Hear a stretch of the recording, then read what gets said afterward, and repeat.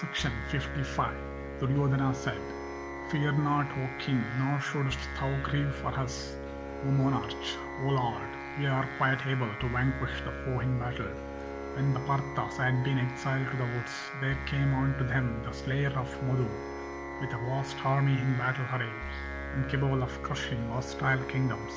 And there also came on to them the Kekayas, and Drishtaketu, and Drishtadyumna of Krita's race, and numerous other kings in their train, and all those great car warriors were assembled in a place not far from Indraprastha. And having assembled together, they censured thee and all the Kurus.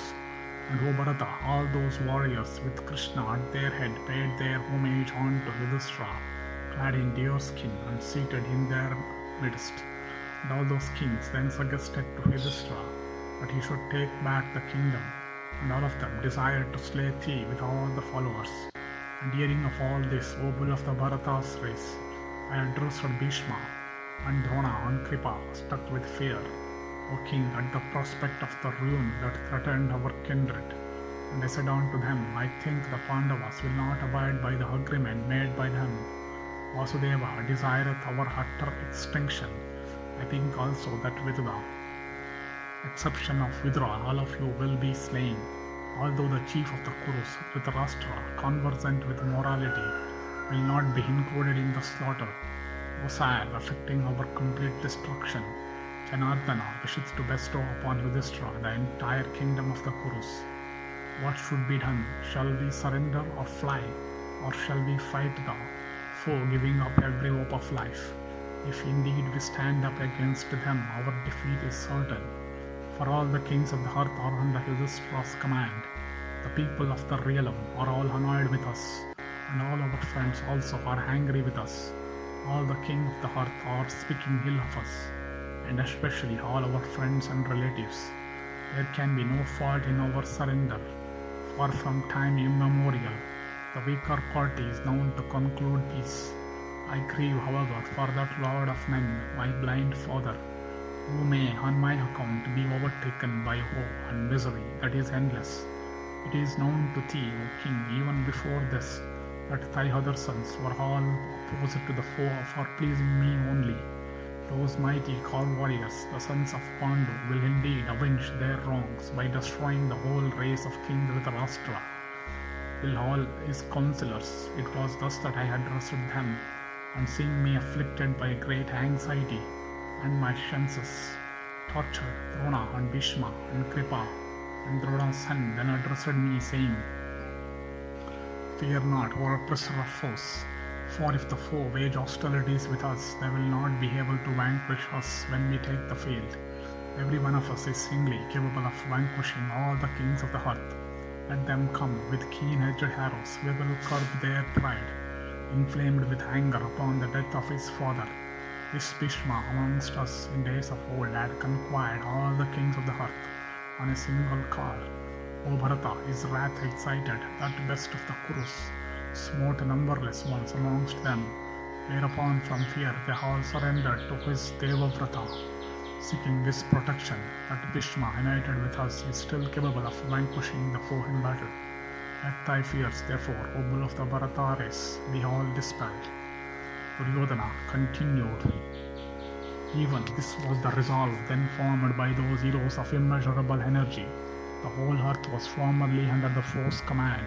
Now, however, they are incapable of vanquishing us in battle. For our enemies, the sons of Pandu, are now without allies and destitute of energy. O bull of the Bharata race, the sovereignty of the earth now resteth in me, and the kings also assembled by me are of the same mind with me in weal or woe.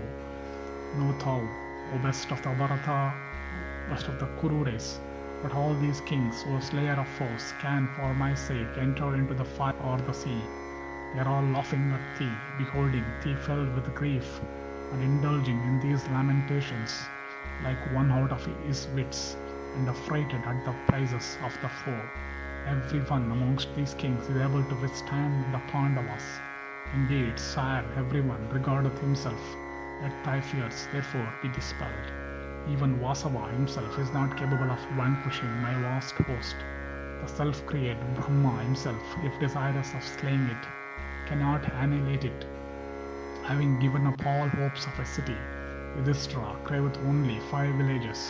Affrighted, O Lord, at the army I have assembled, and at my power, the belief thou entertainest in the prowess of Rikodara, the son of Kunti, is unfounded. O Bharata, thou knowest not the extent of my prowess. There is none on earth equal to me in an encounter with the mace. None have ever surpassed me in such an encounter, nor will any surpass me. With the devoted application and undergoing many privations, I have lived in my preceptor's abode. I have completed my knowledge and exercises there. It is for this that I have no fear either of Bhima or of others. When I humbly waited upon Sankarshana, my preceptor, blessed be thou, it was his firm conviction that Duryodhana hath no equal in the mace. In battle I am Sankarshana's equal, and in might there is no superior to me on earth. Bhima will never be able to bear the blow of my mace in battle. A single blow, O king, that I may wrathfully deal on to Bhima will certainly, O hero, carry him without delay to the abode of Yama. O king, I wish to see Rikodara mace in hand. This hath been my long cherished desire. Struck in battle with my mace, Rikodara, son of Pritha, will fall dead on the ground, his limbs shattered, smitten with a blow of my mace. The mountains of Himavat may split into 100,000 fragments. Rikodara himself knoweth this truth, as also Vasudeva and Arjuna, that there is no one equal to Duryodhana in the use of mace. Let thy fears, therefore, caused by Rikodara be dispelled, for I will certainly slay him in fierce conflict. Do not, O king, give way to melancholy, and after I have slain him, numerous god warriors of equal or superior energy will hobble among the Bharatas speedily throw Arjuna down. Bhishma, Drona, Kripa, and Drona's son Karna, and Bhurishrava's Salya, the king of Pragjyotish, and Jayadratha, the king of the Sindhus, every one of these, O Bharata, is singly capable of slaying the Pandavas, and united together they will within a moment send Arjuna to the abode of Yama. There indeed is no reason why the united army of all the kings will be incapable of vanquishing Dhananjaya singly, 100 times shrouded by immeasurable arrows shot by Bhishma and Drona, and Drona's sons and Kripa, and deprived of strength. Partha will have to go on to Yama's abode. Our grandsire, born of Ganga, is, O Bharata, superior to Santanu himself, like unto a regenerate saint, and incapable of being withstood by the very celestials. He took his birth amongst men. There is no slayer of Bhishma, O king on earth, for his father, being gratified, gave him the boon, thou shalt not die except when it is thy own wish. And Drona took his birth in a water pot from the regenerate saint Bharadwaja, and from Drona hath taken birth his son, having a knowledge of the highest weapons, and this the foremost of preceptors. Kripa also hath taken his birth from the great Rishi Gautama, born in a clump of heath. This illustrious one, I think, is incapable of being slain. Then again, O king, the father, mother, and maternal uncle of Ashwatthama, these three are not born of woman's womb. I have that hero also on my side. All these mighty warriors, O king, are like unto celestials, and can, O bull of the Bharata's race, inflict pain on Sakra himself in battle. Arjuna is incapable of even looking at any one of these singly. When united together, these tigers among men will certainly slay Dhananjaya. Karna also, I suppose, is equal unto Bhishma, and Drona and Kripa. O Bharata, Rama himself had told him, thou art equal unto me. Karna had 2 earrings born with him, of great brilliance and beauty. For such is gratification, Indra begged them of that oppressor of foes in exchange, O king of an infallible and terrible shaft. How would Dhananjaya therefore escape with a life from Karna, who is protected by that arrow? My success, therefore, O king, is as certain as a fruit held fast in my own grasp. The utter defeat also of my foes is already bruited about on earth. This Bhishma, O Bharata, killeth every day 10,000 soldiers. Equal unto him are these bowmen, Drona, Drona's son and Kripa, then who repressor of foes.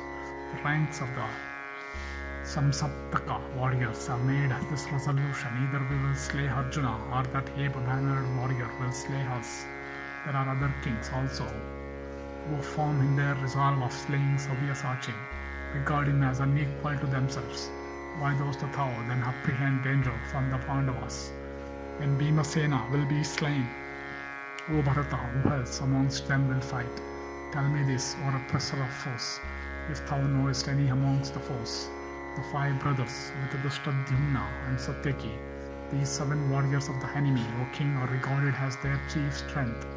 Those, however, amongst us that are our chief warriors are Bhishma, Drona, Kripa, Drona's son, Karna, Somadatta, Vahalika, and Salya, the king of Prajyotisha, the 2 kings Vinda and Anuvinda of Avanti and Jayadrata, and then, O king, thy sons Dusasana, Durmukha, Dusaha, Shrutayu, Chitrasena, Purumitra, Vivinsati, Sala, Burishravas, and Vikarna. O king, I have assembled 110 Akshonis. The army of the enemy is less than mine, mounting only to 7 Akshonis. How then can I be defeated? Brihaspati had said that an army which is less by a third ought to be encountered. My army, O king, exceeds that of the foe by a third. Besides, O Bharata, I know that the enemy hath many defects, while mine, O Lord, are endued with many good virtues. Knowing all this, O Bharata, as also the superiority of my force and the inferiority of the Pandavas, it behoveth thee not to lose thy senses. Having said this, O Bharata, that conqueror of hostile chiefs, Duryodhana, asked Sanjaya again, anxious to know more about the doings of the Pandavas. Thus endeth section 55 in the Udyoga Parva.